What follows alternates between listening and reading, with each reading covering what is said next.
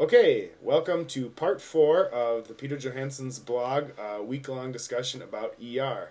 We have Mike Wiebe here in blog, and this is going to be the final segment of the ER discussion on the blog. So, in the last segment, my new name is Scott.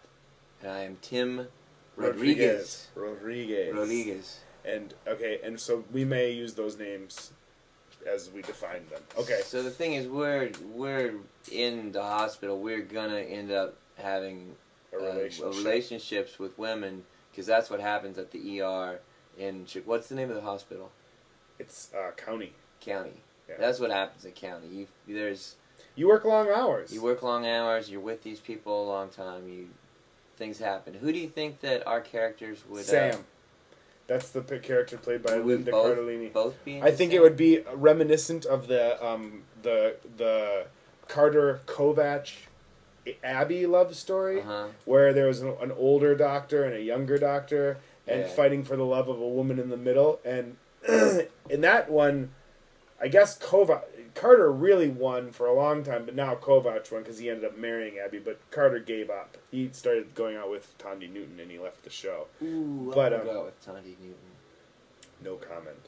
But my character does, not me. No, exactly. Tim Rodriguez and Thandie Newton's, whose name was Kim.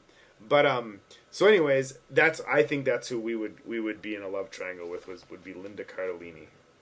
Let's do some. Let me give you. I'd like to see you. You did really good with your George Clooney. I'd like to see you do some other characters like classic characters.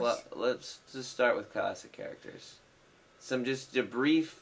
So impression. Classic. Eric LaSalle. Okay, Eric LaSalle.